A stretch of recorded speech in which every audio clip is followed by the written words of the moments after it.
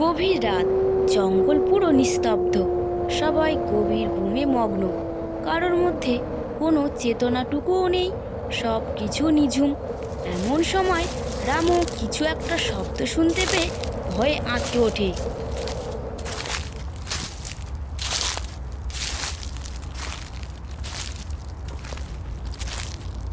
হরিণ ভাই, হরিণ ভাই। হরিণ তো ঘুমে বিভোর, কোনো শব্দ নেই তার। হরিণ ভাই ওঠো, হরিণ ভাই। রামুর অনেক ডাকাডাকিতে হরিণ অবশেষে ঘুম ভেঙে ওঠে। কি হয়েছে রামু, এত রাতে ডাকছিস কেন? আমি কি দেখলাম জানো? কি এমন দেখেছো যে মধ্যরাতে এমনভাবে ঘুম থেকে ডেকে তুললে? ভূত প্রেত দেখনি তো? মহারাজ ঘোড়ার খামারের দিকে গিয়েছেন। কি বলিস রে? চল দেখি। রামু ও হরিণ ধীরে ধীরে ভয়ে কাঁপতে কাঁপতে দেখতে যায়। কি রে হরিণ, দেখছিস আমাদের মহারাজ সিংহ এই মাঝরাতে ঘোড়ার খামারে কি করছে? হ্যাঁ রে হ্যাঁ, দেখছি তো। কিন্তু মহারাজ তো রাতে বের হন না। দেখ রামু দেখ, উনি তো আস্ত একটা ঘোড়া খেয়ে ফেললেন।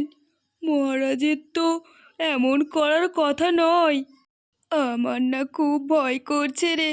চল পালাই ভাই, মহারাজ যদি দেখে ফেলে তবে আমাদেরও আস্ত খেয়ে ফেলবে। রামু ও হরিণ দুজন আর কোনো কথা না বাড়িয়ে ওখান থেকে ধীরে ধীরে নিজ নিজ জায়গায় ফিরে যায়। পরের দিন সকালে সমস্ত পশু পাখি সহ হরিণ ও রামু রাজ দরবারে উপস্থিত হয়। কি ব্যাপার আমার প্রিয় প্রজারা, তোমরা সবাই আজ এভাবে সকাল সকাল এখানে উপস্থিত হয়েছে কেন? কোনো সমস্যা? মহারাজ ক্ষমা করবেন, একটা কথা বলার জন্য আমরা সকলে আজ এখানে উপস্থিত হয়েছি। কি কথা বলো আমায়। ক্ষমা করবেন, আপনি রাতে আমাদের পশুদের খেয়ে ফেলছেন আর পুকুরের সব জল একাই পান করে শেষ করে দিচ্ছেন। আমরা জল না পেয়ে তৃষ্ণায় মরছি। কি বলছো এসব তোমরা? আমি তো সারা রাত নিজ গুহায় ঘুমাচ্ছিলাম।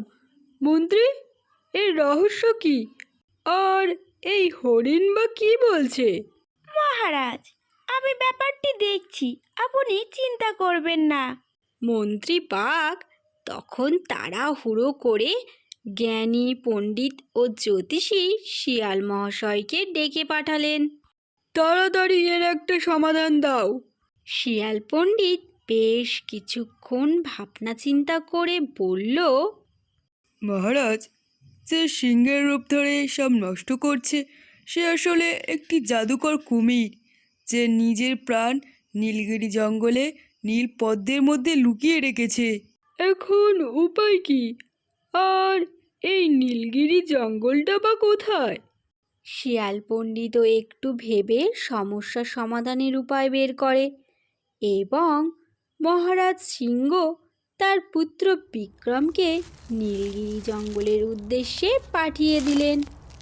বিক্রম অনেক কষ্ট করে পাহাড় জঙ্গল ভয় অতিক্রম করে অবশেষে নীলগিরি জঙ্গলে সেই কুমিরের কাছে পৌঁছায়।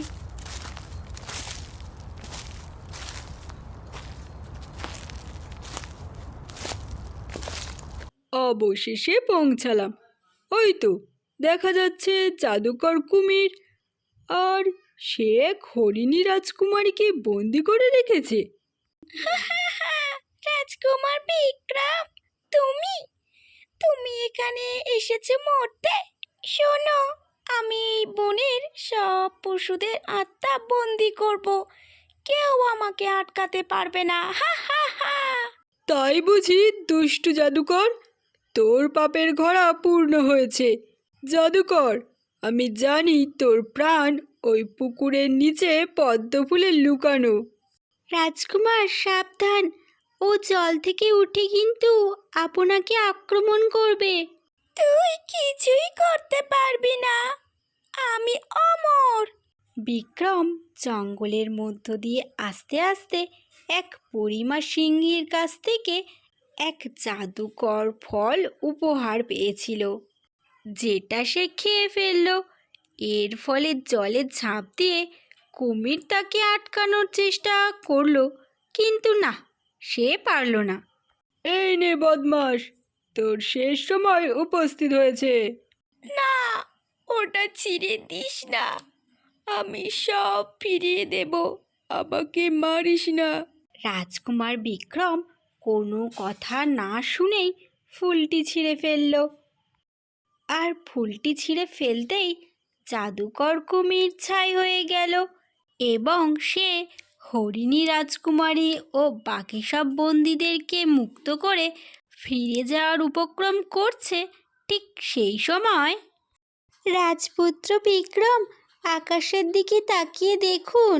রাজকুমার বিক্রম আকাশের দিকে তাকিয়ে দেখে না, একটি মেঘের টুকরো তাদের দিকে এগিয়ে আসছে। বদমাসটা ছাই হয়েও ক্ষতি করার চেষ্টা করছে। না, একে তো এবার যোগ্য জবাব দিতেই হবে, কিন্তু তার আগে সবাইকে নিরাপদ স্থানে লুকিয়ে রাখতে হবে। শোনো রাজকুমারী, সবাইকে নিয়ে তুমি নিরাপদ স্থানে লুকিয়ে যাও।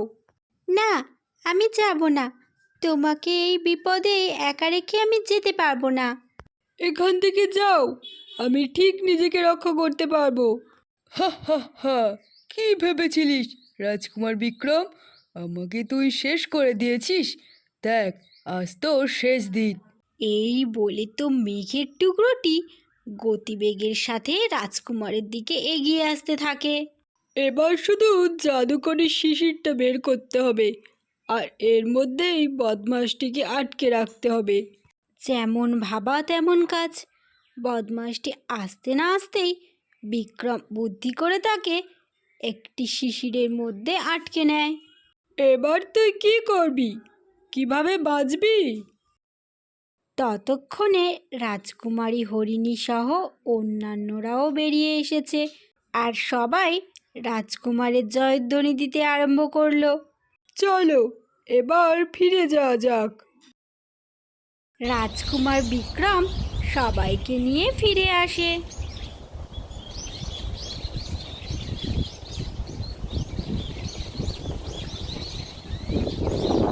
সাব্বাস পুত্র, তুমি আমাদের বোনকে রক্ষা করেছো। আমাদের জাদুর পুকুরের জল ফিরে এসেছে আবার, এখন আমরা শান্তিতে থাকতে পারবো। জয় রাজকুমার বিক্রমের জয়। আর কোনো ভয় নেই, দুষ্টের বিনাশ হয়েছে। এখন থেকে এই বনে সবাই আমরা নিরাপদ ও সবাই মিলেমিশে বসবাস করব।